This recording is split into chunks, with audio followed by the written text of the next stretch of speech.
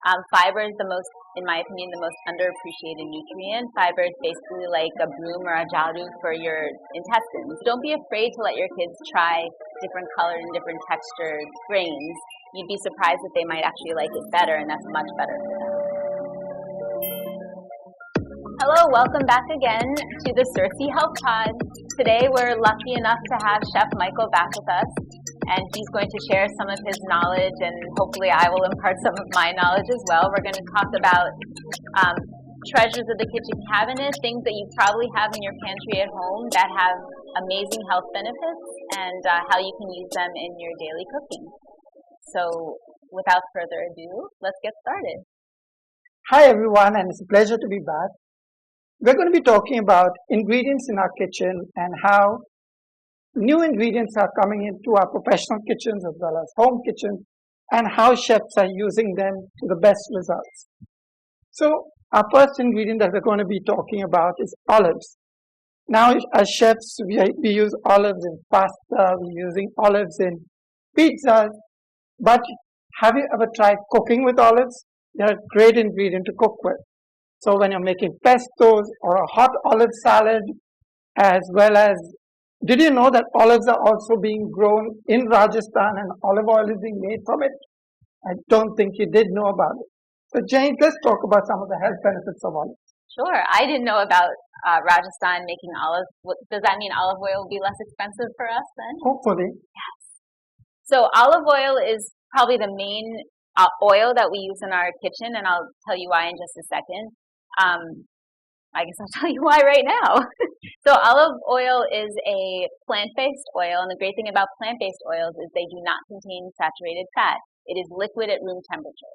Why is saturated fat bad? Because saturated fat is the type that clogs your arteries and causes problems with strokes, heart attacks, leg pain, etc. So obviously you want to avoid saturated fat as much as possible. Most people know that olive oil is good for you, but maybe some other things you didn't know about olive oil and olives themselves is that they're high in vitamin E.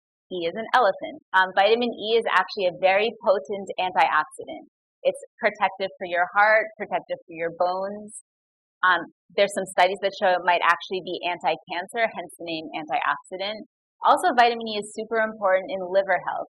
In fact, when we have patients that have liver issues, we give them concentrated vitamin E to help protect their liver.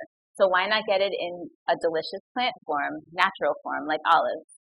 And finally, olives are a great snack. A lot of times I'll tell my patients, instead of grabbing something salty like chips or French fries, have a bowl of olives. They will curb that salt craving, but they'll also give you good fats and good vitamins and minerals as well. In fact, when I was pregnant, I had been known to eat half a kilo of olives a day. I wouldn't recommend that to other people, but just shows my love of olives. Moving on. So moving on, we're going to be talking about millets, and millets are the new superfoods. And everyone is, from the rich to the poor, getting into eating a lot of millets these days. Now, everyone just thinks millets is for your breads and your roti.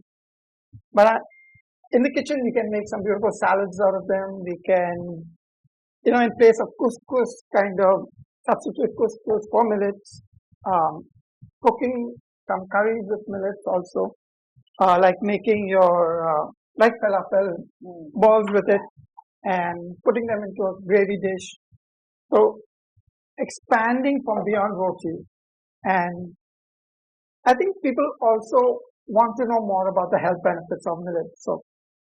And I just want to ask before I get into that, I think people are always concerned about alternative grains. Are these very expensive? Are they easy to find? They're very easy to find, and they're not at all expensive. You just have to kind of go to the local kirana shop and talk to the guy. He will get it for you. Right. So the supermarkets are full of them. And also that so-called organic millet, which is available. Now that's expensive. That is expensive. I learned that the hard way.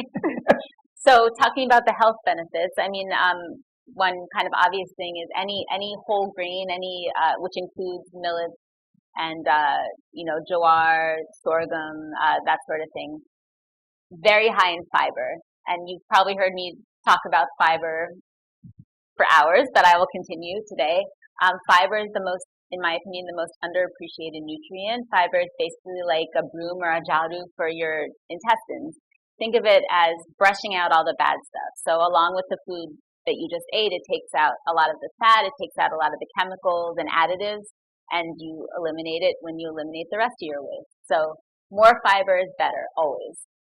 In addition to the fiber part, there's also great vitamins, especially B vitamins, which are very important for hair, skin, and nails, very important for your brain growth, especially your kids' brain growth. So the more whole grains and millets you can have is better. And don't be afraid to give it to your kids.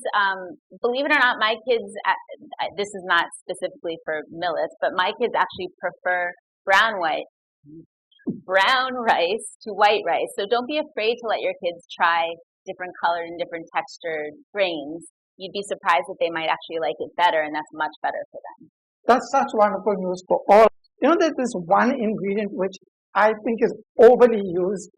It's there in our charts, it's there in our curries, from chole to, and it's called chickpeas. It's there in virtually every meal across the table across the country. And it's such a versatile ingredient. And though it does give a lot of gas to some people, I think, but we chefs love to use it in almost everything. And even making chickpea foam, which is kind of replacing eggs, as well as, the chickpea foam is also being used to make your choux pastry these days, vegan choux pastry. And the usages of foam from this is so versatile. And chefs are experimenting a lot with it. So coming back to the health benefits, let's talk about it. So chickpeas are one of my favorite things of all time. Like you said, Chef Michael, it's so versatile. You can have it in so many different forms, and it's good for you in basically every form. You mentioned about the gas part. So Ajoy has a video on this, and you can learn more about it. But yes, when you start having more fiber and more beans and legumes, yes, you will have a little more gas. You might feel a little bloated, but please, I beg you, give it time, because these are really the best foods you can have, are beans and legumes. They have fiber, they have protein, they have vitamins, they keep you full. So if you can kind of get over that hump of being a little more gassy, maybe add some probiotics in, that'll help, and lots of water, then you're good to go. So don't worry about the gas. Or maybe, stay home for a couple of days while you're in your transition period. Sorry about your family. So back to other health benefits. So B vitamins, similar to what I just mentioned with the whole grains. And I think I mentioned also about fiber, ton of fiber in beans and legumes and chickpeas. But there's a lot of protein. In fact, I would say that chickpeas, especially in India, are going to be one of the best sources of protein that you can have for a person that's vegetarian or a vegan or plant-based. You don't have to limit it just to like chole and chats. You can add besan chickpea flour to your breads, to your chapatis, and it'll add extra protein that way.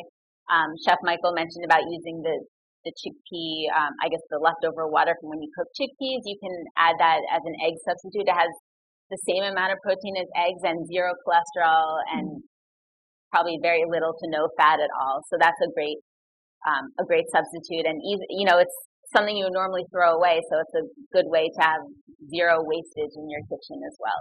And then one more thing, very important, calcium. Everyone thinks calcium only comes from dairy products, right? They only think dahi, paneer, milk, of course. Yes, it does. And this is a subject for another video, but actually the calcium from plant-based foods is much better absorbed by your body and your bones than animal-based calcium. And chickpeas are a great source of calcium, chickpeas and other legumes. So eat your chickpeas and feel happy about it. So, whilst we're on favorite ingredients, another favorite of mine is soybean. And I love going to a Japanese restaurant where they lightly toss the soybeans with a little bit of chili oil, some sesame seeds, and then they steam it, and then you just chew on the beans. And I think that's the yummiest part of being messy and eating food. You really enjoy it when you get down to the messy part of it. And, we had one of these so-called bloggers. I remember this fun moment in the restaurant. And this blogger wallops down the beans with the pod. And I am looking at them and saying, you're a blogger, you're supposed to know food. But anyway, let's just get on with the story. But And I know your son loves them. Yes. He just craves for them every time they're going out, and it's so much fun watching him eat. You know, he's very choosy and picky when he eats his beans, but it's great fun. So let's talk about that. Yeah, I have a funny story. I will keep it short about our oldest son. When he was 9 months old, 9 months, 10 months old, in the middle of the night, suddenly we hear screaming and crying from his room. He was standing up in his crib and he could barely talk, but he said, "Amma, want edamame." And he cried so much that he actually made himself throw up. We gave him edamame the next day, needless to say. So this is another plug for introducing your kids to unique foods. Similar to other beans, soybeans are super healthy for kids, and they usually love them. So, you know, both of our kids love edamame, love soy. My other favorite form of soy is tofu. Tofu, thankfully, is very easy to come by in India. I think, and you can correct me if I'm wrong, I feel like it's less expensive than it used to be. Yeah. So you don't have to worry about going to some fancy store to find it. But the best part about tofu is that not only does it have the health benefits of soy, so lots of protein, lots of fiber, but it also has been fermented. And fermented foods are so good for you. They provide good bacteria, what we call prebiotics and probiotics to your gut. They, as Ajoy says, plant a happy garden in your intestines, and it's easier to absorb nutrients and to break down food. So you always want a happy gut, basically. So what did I say? Protein, fiber, lots of vitamins. Again, lots of B vitamins, and also some E vitamins as well in tofu and soy. Oh, one thing I want to say about soy in general. We also have videos on this. I'm sure you can find them quickly, but please don't be afraid of soy. This is unfortunately an urban legend that you probably know as a chef too. Soy is not going to feminize men and boys. If that were actually true, then all of East Asia, like China and Japan, would all be women, right? So that's obviously not true. It also does not cause breast cancer or other female cancers. In fact, there's some studies that show it protects against breast cancer or protects against breast cancer from coming back. I would only caution if you are someone that has had estrogen receptor positive or ER positive breast cancer, and this is something to talk with your doctor, please check with them before you start having a lot of soy. Most likely it's fine, but in that very specific case, it may not be. So I would obviously talk to your doctor, or you can talk to me about it first. But please don't be afraid of soy. It's such a perfect and delicious nutrient. You know, when I was doing some research for my South American restaurant, I came across that potatoes were over 1,500 species of potatoes, of which over 1,000 of them are poisonous. Oh. And the 500 that are good to eat, you have to be careful how you cook them. And we chefs love cooking with potatoes because you have sweet varieties, you have a starchy variety, and even in India, the kind of potatoes you get in central India to the ones from either the north or the south, there is a difference in the flavors and the texture. And you get the red ones and the brown ones, especially in India.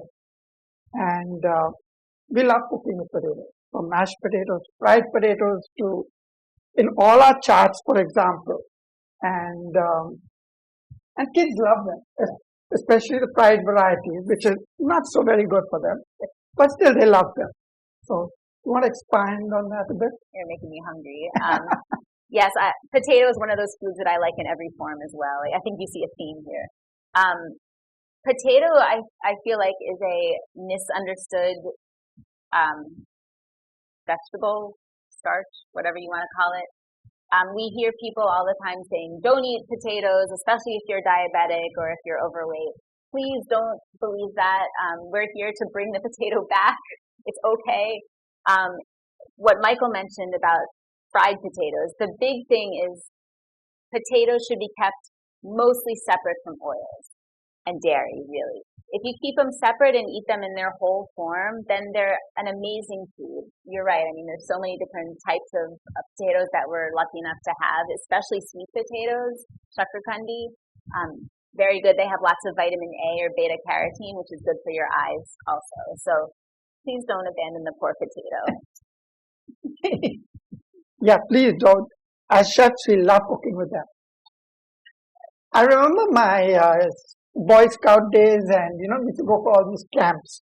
And in the camps, they used to give us this very watery porridge with oats or dalia in it.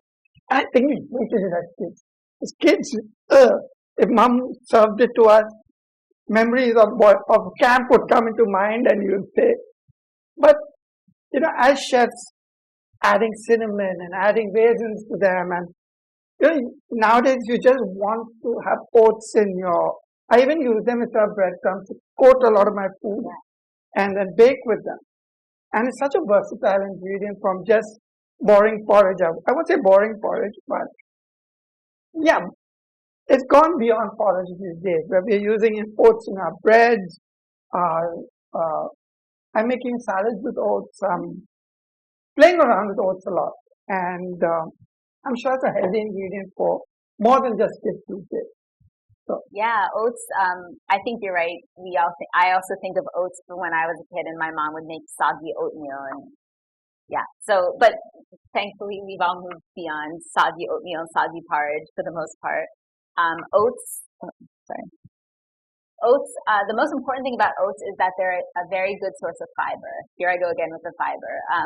But if you, some studies have shown if you eat at least 1 to 2 servings of oats a day, it can significantly reduce your bad cholesterol, which is really important. I mean, you don't have to wait till you already have bad or elevated cholesterol. You can start doing it now to keep your cholesterol down. So if you can incorporate oats into your diet, it's great for your cholesterol. Yeah, a couple more things about oats. I guess important thing to know, just like with most foods, if you can keep the oats less processed, that makes them have higher fiber. And actually, we forget about oats because they're a grain, but they have a ton of protein. In fact, if you are looking at alternative milks, plant-based milks, one of the highest protein milks is actually oat milk, believe it or not. More, about the same as soy milk, more so than almond milk. So definitely remember oats also is a source of protein. And what I was mentioning about less processed. So instead of the instant oats, try to get rolled oats, steel cut oats.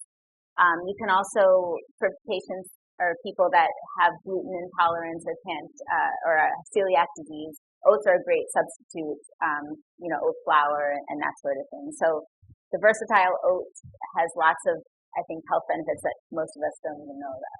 So, have you ever tried growing mushrooms? Not yet. Yeah, you should. It's quite a laborious thing. It takes almost 3 weeks. And Wow. we tried it at one of the restaurants where we worked, and you had to get this dark room and get the burlap sacks and make them wet, and then put all the what do they call the spores inside there, and then waiting for them to grow.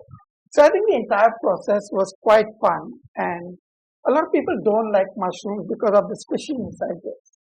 But I love mushrooms in my food and salads, and dingri mutter used to be one of my favorite dishes growing up whenever I went to an Indian restaurant. And going to Hong Kong, when I went to Hong Kong, I saw so many mushrooms. In India, we just had that one button mushroom, like forever. And then nowadays, you're getting all the very fine mushrooms.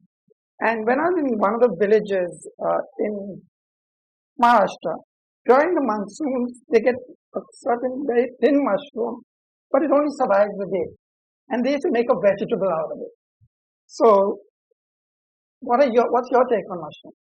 So mushrooms, another one of my favorite foods, and also another food that don't be afraid to give to your kids, because I remember we would talk about mushrooms to Akash, our older one, and he was like, "Oh, mushrooms!" But then we finally made him try it, and he loves them. And even our little one also, they will eat literally piles of mushrooms. So don't be afraid to let your kids try them. Another good thing about them is that they absorb flavor so well. I'm sure you know They that. do.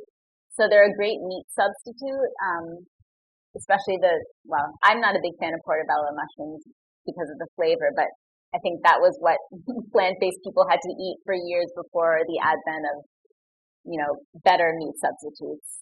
Anyway, I could go on forever about that. So mushrooms, health-wise, they have lots of great minerals that you can't find as easily in other foods. So zinc and copper, there's a large concentration of zinc and copper in mushrooms, and this is super important for your immune system. So especially during a pandemic or during cold and flu season. If you have lots of mushrooms, your zinc is going to be up and your frontline immune system is ready to fight anything off. And much better to get zinc from mushrooms and other sources than taking a pill. It gets absorbed better. Also, mushrooms are a great source of potassium. So I will caution that if you are someone that cannot take too much potassium, then you should be cautious about how many mushrooms you eat. Otherwise, though, potassium is great for your heart, for your muscle health, and if you're having muscle cramps or trouble sleeping at night because of muscle cramps, try to eat more mushrooms in your diet, and that will help too. So mushrooms, potassium, zinc, copper, selenium is another mineral element that's found in mushrooms, also found in tomatoes. But selenium is very important for prostate health too. So if you're a guy, mushrooms are even better for you. So bring on the mushrooms. Awesome. So we're going to talk about our last ingredient, and it's an ingredient that was smuggled into India during the British time. And coffee is now available almost all across India. And, alongside the coffee, they also grow cardamom and pepper on the same plantation. I believe they grow well together, as well as vanilla down south. But let's talk about coffee. And why do we all love it so much? So I could do a whole talk separately on coffee. Ask my husband how many cups of coffee I have per day. Not everyone should, but coffee is wonderful. I think at some point people, just like ingredients get good and bad raps. At some point coffee had a bad rap, but if you have no medical contraindication, then coffee is so good for you. So as with everything, always talk to your doctor if you're planning to increase your coffee or other caffeine intake. But a couple of things about coffee. The first thing is that because it has caffeine in it, it's a stimulant to your brain. It helps with concentration. It helps with mood. So it's a natural antidepressant. It's a natural ADD or attention medicine. In fact, when I have little kids that have ADD or trouble paying attention in school, I try to avoid completely putting them on medicine. I ask them to have a little caffeine in the morning, and that usually helps them get through school. So a little bit, for instance, our younger kiddo has vanilla soy milk with about a tablespoon of coffee in that, and that really helps him get through the day. So something to think about. Again, talk to your doctor first. Two other body systems. Well, I guess one additional benefit for the brain, because it's a stimulant and it's making your brain kind of work harder. Many studies have shown that coffee can actually prevent Alzheimer's and Parkinson's disease. Again, this isn't 100% proven, but there's lots of really promising research on this. So if you up your intake of coffee early in life, especially if you have a family history, then that's something that hopefully can help. And finally, liver health. So I believe 3 to 4 cups of coffee a day has been associated with almost like a liver cleansing and keeping the impurities out of your blood, which is what the liver is supposed to do. So many, many health benefits, like I said. I'm sure we'll have a talk just on coffee in the near future. It's up to me. It's so much fun talking about all these ingredients and how we as chefs cook it and how you as a medical practitioner promote it. And, I always sometimes say chefs are kind of doctors, but not certified. But yes, we chefs owe it to our guests to serve them good food. And we ought to know exactly what is in the food that we're serving them. So it's been such a pleasure, and we'll talk about some more in the near future. Thank you so much, Michael. Yeah, I agree with you. I think a chef has a responsibility to give their customers the right food prepared the right way. I absolutely agree with you. So thank you again, as usual, for your knowledge. And yes, we'll definitely have you back for more exciting ingredients. And stay tuned for the next episode where we're going to talk about a day in the life of a plant-based family. I know you're all on the edge of your seat. See you next time. We really hope you enjoyed our conversation. Can you think about one thing or an idea that you can start to introduce into your own life that will help make your life healthier and less stressful? If you enjoyed today's episode, we'd really appreciate it if you could take a few seconds to share the podcast with your friends and family. Thank you so much for listening. Have a wonderful week. And always remember, your health is literally in your own hands. Making lifestyle changes is not an easy task, but we promise you will be aptly rewarded with a long, healthy, and disease-free life.